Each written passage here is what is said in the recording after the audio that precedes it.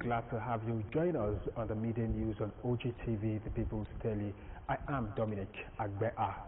Ogun State government and the federal government of Nigeria have signed a memorandum of understanding signaling the official takeover of the former Tai Sholari University of Education by the federal government. The memorandum of understanding was signed by the Ogun State Governor Prince Dapo Abiodun and the representative of President Bola Tinubu and the Minister of State for Education Dr. Suwaiba Seidu Ahmed during the 17th convocation ceremony and conferment of honorary degrees and presentation of prizes of the Tai Sholari University of Education in Ijebu-Ode. Governor's Office correspondent Yusuf Ganiu reports. The 17th convocation ceremony of Tai Sholari Federal University of Education was not without an official handing over and signing of a memorandum of understanding to cement the takeover of the former State University of Education. The event also witnessed the presentation of an award and decoration of the wife of the President Bola Tinubu, Senator Oluremi Tinubu, with the Doctor of Science, honoris causa in childhood education, as well as the former Governor of Ogun State, Chief Olusegun Oshoba, and Governor Dapo Abiodun, who are both honored with the Doctor of Science, honoris causa in political science, and the Doctor of Science, honoris causa in education management. President Bola Tinubu, represented by the Minister of State for Education, Dr. Suwaiba Ahmed, said the takeover of the institution by the federal government was deliberate, strategic, and guided by national interest. It reflects our firm belief that no nation can rise above the quality of institutions, and no reform agenda can succeed without investing in those who know the present and the future generations. In this regard, I wish to commend the Ogun State government for her foresight, responsibility, and exemplary stewardship of this institution over the years. Ogun State nurtured this university with care, preserved its values, and prepared it for national recognition. This seamless transition is a model of true federalism and matured governance. I also pay glowing tribute to the founding fathers of this institution. In his remarks, Ogun State Governor Prince Dapo Abiodun said Tai Sholari Federal University of Education, since establishment, remained a very strong education university in sub-Saharan Africa that teaches and nurtures the younger ones that will define and strengthen the educational system of the country. Abiodun pointed out that the adoption of the institution by the federal government also advances national equity by balancing the geographical spread of federal university while honoring distinguished champions of education in Ijebu-Remo Aziks, which include late Obafemi Awolowo, late Bisi Onabanjo, and the late Awujale of Ijebuland, Oba Sikiru Kayode Adetono, whose interventions remain instrumental to the survival of the institution at the critical moment in the history of the state.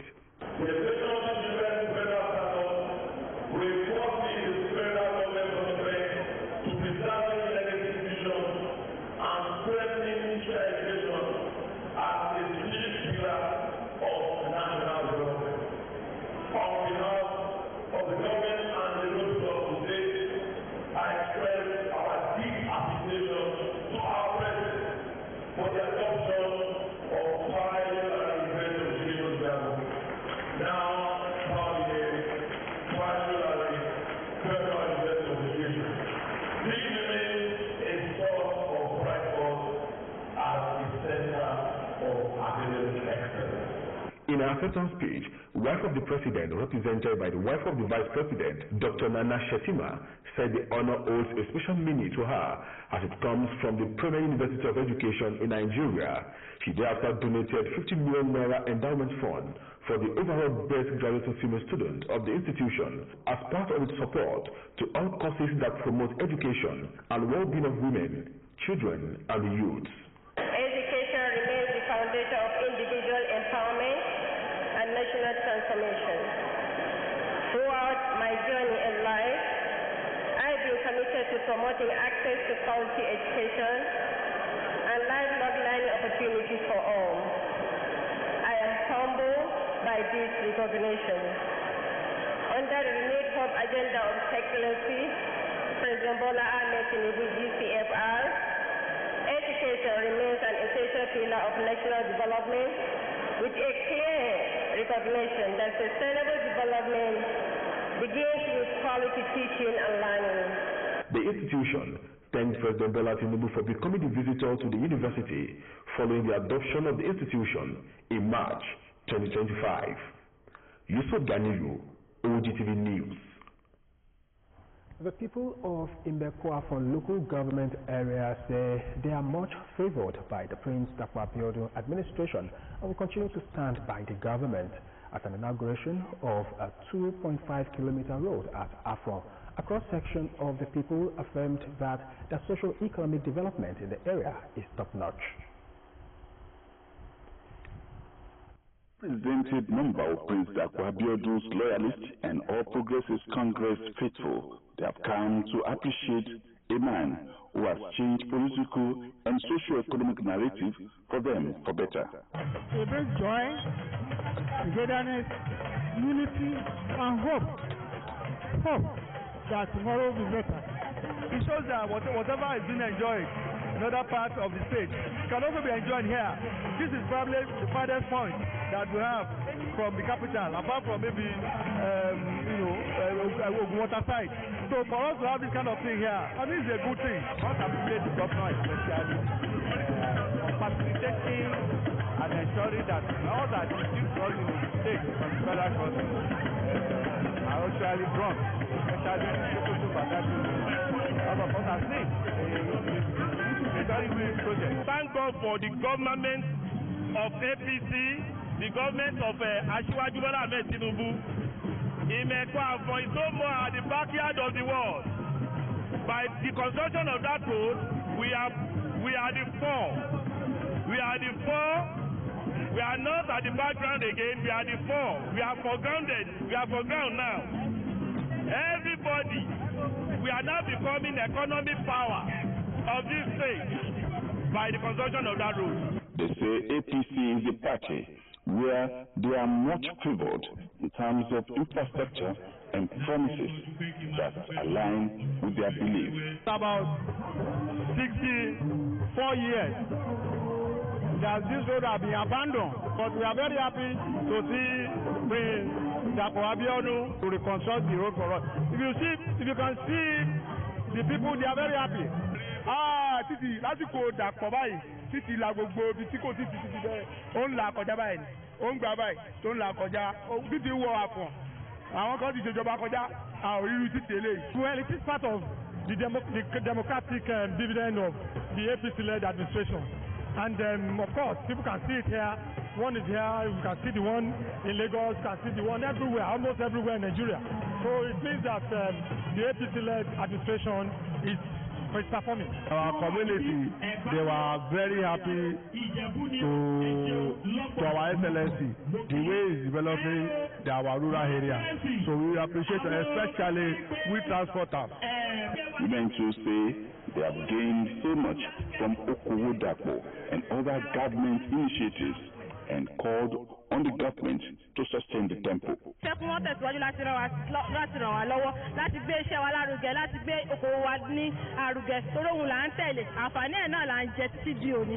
The township road of Afon, which was commissioned, was last constructed by the late sage Chief Obafemi Awolowo in 1959. Adefowora Adesanwo, OGTV News. The Ogun State government has commenced activities marking the 50th anniversary of the creation of the state, with the weekly commissioning of major road projects across different parts of the state. The Golden Jubilee celebration began last week with the commissioning of the Wole Soyinka train terminal and the Shagamu-Ayeku Road in Shagamu local government area. This was followed by the commissioning of Afon Palace Road in the Imbekwafon local government area. As part of the ongoing activities, Governor Dapò Abiodun will today, Friday, January 30, 2026, commission the Abeokuta-Obalende Road and the Oshelebi New Town Road in the Ijebu-Ode local government area. According to the state government, the road commissioning exercise is designed to showcase key infrastructure projects delivered across the 3 senatorial districts as part of the 50th anniversary celebration. Other programs lined up to commemorate the milestone include an interfaith Thanksgiving service scheduled for Monday, February 2, 2026 at the Arcade Ground, office of the Governor Okemoso Abeokuta at 11 in the morning. A state banquet will hold on Tuesday, February 3, 2026, also at the Arcade Ground, Okemoso, at 4 in the evening. The cultural displays and a carnival float are expected to take center stage on Thursday, February 5, 2026, beginning at 9 in the morning, with the procession moving from Isalengbe to Lalubu Road in Abeokuta. The government added that another round of commissioning exercises will commence the following week as part of the continuing Golden Jubilee activities. ECOWAS President Dr. Umaru Traore says the bloc recorded 4.6% economic growth in 2025 in spite of global economic challenges and envisages 5% growth in 2026. Traore disclosed this in Abuja during a meeting with development partners while highlighting the Commission's 2025 annual report. He said that ECOWAS outperformed the continental average in 2025 through structural reforms, rising investment in mining and energy, improved regional trade facilitation, and a strong rebound in services, transport, and tourism. According to him, inflation, though still elevated in some member states, has declined in others due to coordinated monetary policies and improved food supply conditions. He said that ECOWAS outperformed the continental average in 2025 through structural reforms, rising investment in mining and energy, improved regional trade facilitation, and a strong bound in. Troops of 82 Division, Nigerian Army JTF Southeast Operation Udoka have rescued a kidnapped cleric in Enugu State following a swift intelligence-led operation. A credible military source disclosed this to newsmen on Friday in Abuja. The source said the victim, Reverend Johnson Anayo Onogu, who was abducted from his residence in Ezimo community, Udeni local government area in the early hours of Thursday, was rescued unarmed later the same day. It said the troops of 82 Division Garrison, working in collaboration with other security agencies, acted on actionable intelligence and trailed the kidnappers to the Itabulu general area before engaging them at Opakeke community. The source reiterated Army's resolve to sustain offensive operations against criminal elements across the southeast and assured the public of continued collaboration with sister security agencies to ensure the safety of lives and property. U.S. President Donald Trump has said that Russia's Vladimir Putin has agreed to a personal request to halt attacks on Kiev and other Ukrainian cities after Moscow's strikes left millions without heating during an extreme cold snap. Trump's claim comes as Russian strikes on Ukraine's power infrastructure have disrupted light, heating, and water supplies, with temperature plummeting and leaving the war-battered country facing a fresh humanitarian crisis. The Kremlin did not immediately confirm any truce. Ukrainian President Volodymyr Zelensky thanked Trump and said he was counting on Washington to secure the pause in attacks. Trump, who met Putin in Alaska last year amid great fanfare, but without achieving any breakthrough, said they trusted the Russian leader to honor the agreement. And to sports, 9 teams in the Chinese Super League will begin the upcoming season with points deducted following its actions over match fixing, gambling, and corruption in the football industry. Shanghai Shenhua, last season's runners-up, and Tianjin Tigers received the harshest punishment with a 10-point deduction each. 4 other sanctioned clubs have already been relegated to China League One. The Chinese Football Association, CFA, said the measures were aimed at upholding industry discipline, purifying the football environment, and maintaining fair competition. And as we end the news, let us remind you, courage is the most important of all virtues. Without it, you can't practice any other virtue consistently. And that's the midday news. Many thanks for watching. The Yoruba version comes up next.